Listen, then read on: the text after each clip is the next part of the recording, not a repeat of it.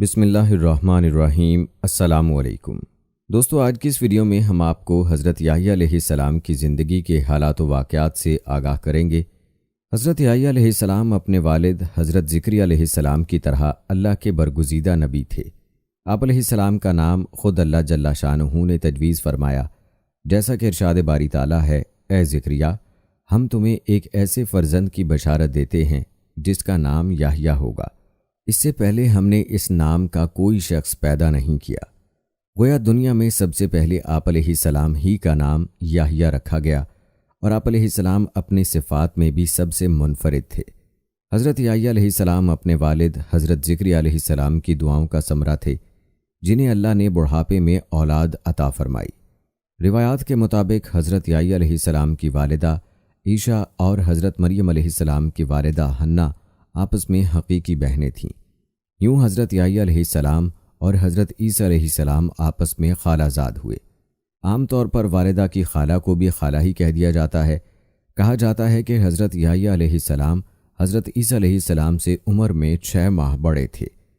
روایات میں آتا ہے کہ حضرت یحییٰ علیہ السلام کثرت سے گریہ ازاری کیا کرتے تھے، یہاں تک کہ آنسوؤں کی وجہ سے رخساروں پر نشان پڑ گئے تھے۔ ابن عساکر نے روایت کی ہے کہ ایک روز والدین ان کی تلاش میں نکلے تو دیکھا کہ وہ جنگل میں ایک قبر کھودے اس پر کھڑے زارو کتار رو رہے ہیں۔ والدین نے فرمایا، بیٹے، ہم 3 دن سے تمہاری تلاش میں ہیں۔ اس پر آپ علیہ السلام نے آخرت کے حوالے سے ایسی پر اثر گفتگو کی کہ والدین رو پڑے۔ حضرت یحییٰ علیہ السلام بے حد حلیم، رقیق القلب، پاک باز، عابد و متقی، استغنا و قناعت سے سرشار، شرم و حیا کے پیکر اور شیریں کلام تھے۔ نہایت سادہ زندگی بسر کرتے، غذا بقدر ضرورت اور لباس اتنا ہوتا جو ستر پوشی کے لیے کافی ہو۔ انہیں جنگلوں بیابانوں سے محبت تھی، زندگی کا زیادہ تر حصہ وہیں گزارا جہاں درختوں کے پتے اور شہد بطور غذا تناول فرماتے۔ پیاس لگتی تو نہر سے پانی پی لیتے۔ زندگی بھر شادی نہیں کی۔ حضرت عیسیٰ علیہ السلام اون کا لباس پہنتے، جبکہ حضرت یحییٰ علیہ السلام جانوروں کے بالوں کا لباس زیب تن فرماتے تھے۔ دوستو، کہتے ہیں کہ آپ علیہ السلام کے پاس درہم و دینار تھے، نہ کوئی غلام یا باندی، کوئی مخصوص ٹھکانہ بھی نہ تھا۔ جہاں رات ہو جاتی وہیں بسیرا کر لیتے۔ حضرت جبرائیل علیہ السلام جنگل ہی میں وہی لے کر حاضر ہوئے، جیسا کہ حضرت عبداللہ بن مبارک رحمہ اللہ فرماتے ہیں کہ بچوں نے حضرت یحییٰ علیہ السلام کو بچپن میں کہا، آؤ چل کر کھیل کود کریں، تو آپ علیہ السلام نے فرمایا، ہم کھیل کود کے لیے پیدا نہیں کیے گئے۔ حضرت ربیع بن انس فرماتے ہیں کہ حضرت عیسیٰ علیہ السلام کی نبوت سب سے پہلے تسلیم کرنے والے حضرت یحییٰ علیہ السلام تھے، اور حضرت ابن عباس رضی اللہ تعالی عنہ سے مروی ہے کہ رسول اللہ صلی اللہ علیہ وآلہ وسلم نے فرمایا، اولاد آدم میں کوئی ایسا نہیں جس سے گناہ سرزد نہ ہوا ہو سوائے حضرت یحییٰ علیہ السلام کے۔ دوستو، آپ کو بتاتے چلیں کہ قرآن پاک میں آپ علیہ السلام کا ذکر ان 4 صورتوں میں آیا ہے جن میں حضرت زکریا علیہ السلام کا بھی ذکر ہے، یعنی سورہ آل عمران، سورہ انعام، سورہ مریم اور سورہ انبیاء۔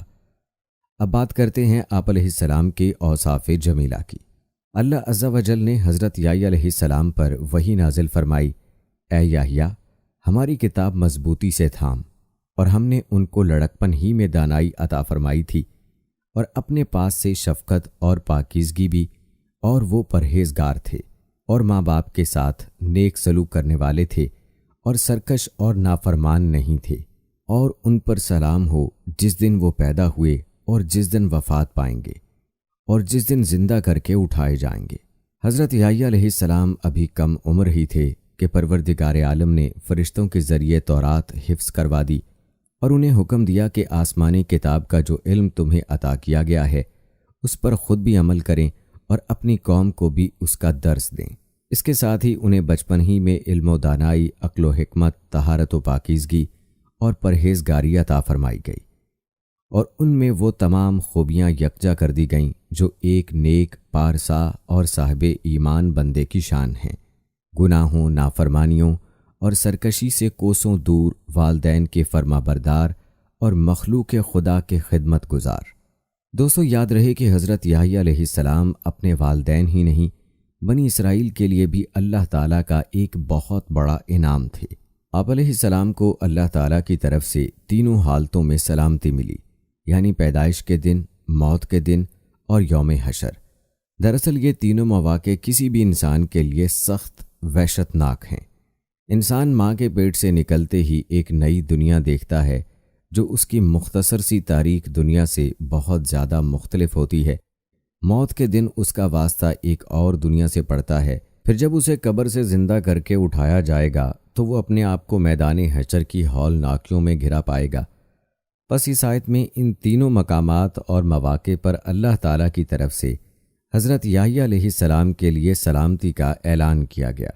آپ علیہ السلام کو اللہ تعالیٰ نے 5 خاص صفات عطا فرمائی تھیں، اور سورہ آل عمران کی آیت نمبر 39 میں اللہ تبارک و تعالیٰ نے حضرت یحییٰ علیہ السلام کی ان 5 خاص صفات کا ذکر فرمایا ہے۔ جیسا کہ ارشاد باری تعالیٰ ہے، ابھی وہ عبادت گاہ میں کھڑے نماز ہی پڑھ رہے تھے کہ فرشتوں نے آواز دی کہ زکریا، اللہ آپ علیہ السلام کو یحییٰ کی بشارت دیتے ہیں، جن کے احوال یہ ہوں گے کہ وہ کلمۃ اللہ یعنی حضرت عیسیٰ علیہ السلام کی نبوت کی تصدیق کرنے والے ہوں گے، اور دوسرے مقتدائے دین ہوں گے، اور تیسرے اپنے نفس کو لذات سے بہت روکنے والے ہوں گے، اور چوتھے نبی بھی ہوں گے، اور 5ویں اعلیٰ درجے کے شائستہ ہوں گے۔ مولانا اشرف علی تھانوی رحمۃ اللہ علیہ فرماتے ہیں کہ حضرت عیسیٰ علیہ السلام کو کلمۃ اللہ اس لیے کہتے ہیں کہ وہ محض اللہ تعالیٰ کے حکم سے خلاف عادت بلا واسطہ باپ پیدا کیے گئے۔ اسی طرح اپنے نفس کو لذات سے روکنے میں سب مباح خواہشات سے بچنا شامل ہے، جیسے اچھا کھانا، اچھا پہننا، نکاح کرنا وغیرہ۔ ضبط نفس کی صفت بیان کرنے سے یہ بظاہر معلوم ہوتا ہے کہ افضل طریقہ یہی ہے، حالانکہ احادیث سے نکاح کی فضیلت ثابت ہے۔ اس معاملے کی تحقیق یہ ہے کہ جس شخص کی حالت حضرت یحییٰ علیہ السلام کی سی ہو کہ اس پر آخرت کا خیال اس قدر غالب ہو کہ بیوی کی ضرورت محسوس کرے اور نہ ہی بیوی بچوں کے حقوق ادا کرنے کی فرصت ہو، تو ایسے شخص کے لیے یہی افضل ہے کہ شادی نہ کرے۔ اسی وجہ سے جن احادیث میں نکاح کی فضیلت آئی ہے ان میں یہ بھی قید ہے جو آدمی نکاح کرنے کی قدرت رکھتا ہو اور زوجیت کے حقوق ادا کر سکتا ہو تو اس کے لیے نکاح کرنا افضل ہے، ورنہ نہیں۔ پیارے دوستو، آپ علیہ السلام کی زندگی میں 5 باتوں کا تذکرہ بھی ملتا ہے، جیسا کہ حضرت حارث اشعری رضی اللہ تعالی عنہ سے مروی ہے کہ رسول اللہ صلی اللہ علیہ وآلہ وسلم نے فرمایا، اللہ تعالیٰ نے حضرت یحییٰ علیہ السلام کو 5 باتوں کا حکم فرمایا کہ ان پر عمل کرو اور بنی اسرائیل کو بھی عمل کا حکم دو۔ لہٰذا انہوں نے بنی اسرائیل کو بیت المقدس میں جمع کیا اور ارشاد فرمایا، اللہ جل شانہ نے مجھے 5 باتوں کا حکم دیا ہے۔ نمبر 1، اللہ تعالیٰ کے سوا کسی کی عبادت نہ کرو اور نہ ہی اللہ کے ساتھ کسی کو شریک ٹھہراؤ۔ مشرک کی مثال اس غلام کی سی ہے جسے اس کے مالک نے اپنی رقم سے خریدا، مگر غلام جو کچھ کماتا ہے وہ مالک کی بجائے کسی دوسرے شخص کو دے دیتا ہے۔ اب تم ہی بتاؤ کون ایسے غلام کو پسند کرے گا؟ لہٰذا یاد رکھو، جب اللہ نے تمہیں پیدا کیا ہے اور وہی تمہیں رزق دیتا ہے تو تم پر لازم ہے کہ صرف اسی کی عبادت کرو اور اس کے ساتھ کسی کو شریک نہ ٹھہراؤ۔ نمبر 2، میں تمہیں نماز کا حکم دیتا ہوں، جب تم خشوع و خضوع کے ساتھ نماز ادا کرتے ہو تو اللہ تعالیٰ اپنا رخ تمہاری طرف کر لیتا ہے، لہٰذا جب نماز پڑھو تو کسی اور طرف دھیان مت لگاؤ۔ نمبر 3، میں تمہیں روزے رکھنے کا حکم دیتا ہوں، اللہ تعالیٰ نے اس کی مثال یوں دی ہے جیسے کسی جماعت میں ایک شخص کے پاس مشک کی پوٹلی ہو تو مشک خود بخود پوری جگہ کو مہکا دے گی۔ بے شک روزے دار کے منہ کی بو اللہ کے نزدیک مشک سے بھی زیادہ معطر، مقبول اور پسندیدہ ہے۔ نمبر 4، میں تمہیں صدقے کا حکم دیتا ہوں، اس کی مثال ایسی ہے کہ کسی شخص کو دشمنوں نے اچانک آ دبوچا ہو اور اس کے ہاتھوں کو گردن سے باندھ کر قتل کرنے کے لیے چلے جا رہے ہوں۔ اس نا امیدی کی حالت میں وہ کہے گا کہ کیا میرا پورا مال لے کر میری جان بخشی ہو سکتی ہے، اور اسبات میں جواب پا کر جان کے بدلے ساری دولت قربان کرنے کو تیار ہو جائے گا۔ 5واں حکم یہ ہے کہ دن رات کثرت سے اللہ کا ذکر کرتے رہا کرو۔ اس کی مثال ایسی ہے کہ ایک شخص جو دشمن سے بھاگ رہا ہو اور دشمن تیزی سے اس کے تعاقب میں ہو وہ شخص بھاگ کر کسی مضبوط قلعے میں پناہ گزین ہو جائے۔ دوستو، جہاں تک بات ہے آپ علیہ السلام کی وفات کی، تو حضرت یحییٰ علیہ السلام کی وفات کے بارے میں مفسرین نے مختلف واقعات تحریر کیے ہیں جو یہود و نصارہ کی کتب سے لیے گئے ہیں۔ تاہم مفسرین کی اکثریت نے جس واقعے کو بیان کیا ہے وہ لوقا کی انجیل سمیت یہود و نصارہ کی کئی کتب میں درج ہیں۔ اس کا خلاصہ یہ ہے کہ یہودیہ کا بادشاہ ہیرود ایک عیاش شخص تھا جس کی وجہ سے پورے ملک میں فسق و فجور پھیل رہا تھا۔ اس نے اپنے حقیقی بھائی فلپ کی بیوی ہیروڈیاس کو بغیر نکاح اپنے گھر میں رکھا ہوا تھا۔ حضرت یحییٰ چونکہ نبی تھے اور دعوت حق کا فریضہ سر انجام دیتے تھے، انہوں نے بادشاہ کی ان فحش حرکات کے خلاف آواز بلند کی، جس کے نتیجے میں انہیں گرفتار کر کے قید خانے میں ڈال دیا گیا۔ تاہم بادشاہ ان سے ڈرتا بھی تھا۔ وہ جانتا تھا کہ آپ علیہ السلام اللہ کے نبی اور نیک و پارسا انسان ہیں، نیز عوام میں بڑی عزت ہے، لیکن بادشاہ کی داشتہ ہیروڈیاس حضرت یحییٰ علیہ السلام کی تعلیمات کو اپنے اور اپنی جیسی دوسری بدکار عورتوں کے لیے بہت بڑا خطرہ سمجھتی تھی۔ چنانچہ وہ آپ علیہ السلام کی جان کے درپے ہو گئی۔